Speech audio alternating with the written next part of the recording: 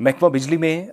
कई बरसों से मुलाजमत करने वाले बहुत सारे लोगों के लिए अच्छी खबरें आईं और तवील मामला थे। सर्विसेज कई बरसों से दे रहे थे, खदमात अंजाम दे रहे थे, लेकिन इसके बावजूद भी कई तरह के चैलेंजेस थे जिनको अथॉरिटीज़ ने अब दूर कर लिया है।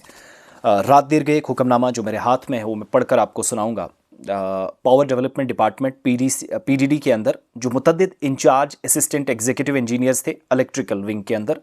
इनको फौरी तौर पर सरकार की जानिब से तरक्की दी गई। इंचार्ज एग्जीक्यूटिव इंजीनियर इलेक्ट्रिकल के तौर पर तैनात करने का सरकार की तरफ से हुक्मनामा जारी कर दिया गया और जो नाम है वो मैक्सिमम लोगों के सामने है। कल इस सिलसिले में एक बाकायदा मैसेज भी आया, वो मैं पढ़कर आपको सुनाऊंगा,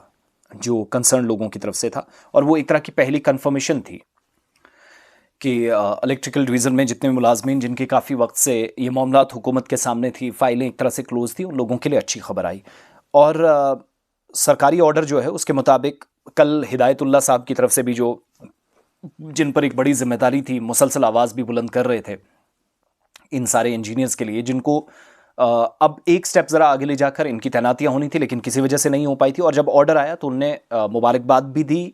महमूद शाह साहब को, जो एमडी हैं केपीडीसीएल के उनकी तरफ से भी कश्मीर प्रोविंस के अंदर बिजली महकमे के मुलाजमीन को एक नवीद सुनाई गई। ऑर्डर नंबर PDD 94 JK 2026 का 9 अप्रैल के मुताबिक जिन इंजीनियर्स को बतौर इंचार्ज एग्जीक्यूटिव इंजीनियर तैनात किया गया है, इनमें विक्रमजीत सिंह, उमर मजीद कामिल, निसार अहमद राधर, रजनी, शिवराज शर्मा, संदीप भट्ट, मोहम्मद सलीम, हमीदुल्लाह ठोकर, भानु प्रताप सिंह जमवाल, आशिक हुसैन अवंतु, विकास गुप्ता, विकास खजूरिया, अश्वनी शर्मा, मंजूर अहमद वानी, सुनील कुमार, मोहम्मद इसहाक भट्ट, शाजिया जान, अयाज रसूल किरमानी, गुरविंदर सिंह, अजय पाल सिंह, जावेद इकबाल टाक, मुदस्सर अमीन तिब्बत बगाल,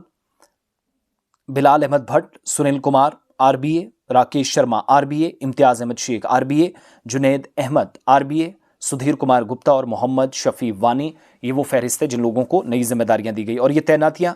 अबूरी बुनियादों पर उनकी जो मौजूदा तनख्वाह है और ग्रेड है उसमें की गई हैं, जिसके साथ काबिल इतलाक चार्ज अलाउंस भी दिया जाएगा सरकार के इस ऑर्डर के मुताबिक। सरकार ने यह भी वाज़ेह कर दिया है कि तकर्रियाँ या जो अपॉइंटमेंट्स हैं आर्जी और स्टॉप गैप बुनियादों पर हैं और किसी भी ज़ेर इल्तिवा अदालती मुकदमे के फैसले से मशरूत होंगे। हो सकता है कल अदालत का कोई फैसला आए तो चीज़ें ज़रा बदले। इनमें से मुस्तकिल तरक्की का कोई हक किसी को हासिल नहीं होगा। तो बहुत सारे लोगों को लगता था कि तरक्कियाँ दी गई लेकिन क्या परमानेंट है, तो कल को अगर कोई चैलेंज भी इस फैसले को कर देता है, अदालती मामलात परेशानी का सबब बनते हैं, तो फिर थोड़ा सा इंतज़ार भी किया जाएगा। हुक्मनामे में मज़ीद कहा गया है कि अगर किसी अफसर के खिलाफ कोई मनफी रिपोर्ट सामने आई, कोई नेगेटिव रिपोर्ट आई वेरिफिकेशन में, तो इसकी तैनाती बगैर किसी पेशगी इतला के वापस ले ली जाएगी, वापस उसी जगह जहाँ पहले वो थे,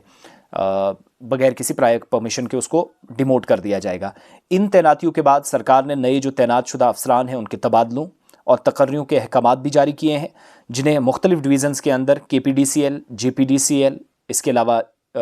JKTDCL और बाकी यूनिट्स में तैनात किया गया था। और हिदायत दी गई है कि तमाम अफसरान को अपने नए फ़राइज़ संभालने के लिए फ़ारिग तसव्वुर किया जाएगा। Now they have been relieved, जहां मौजूदा वक्त में वो काम कर रहे थे। तो ये सारी कहानी है जिन लोगों को किस तरह का क्योस और कन्फ्यूजन इस खबर में था।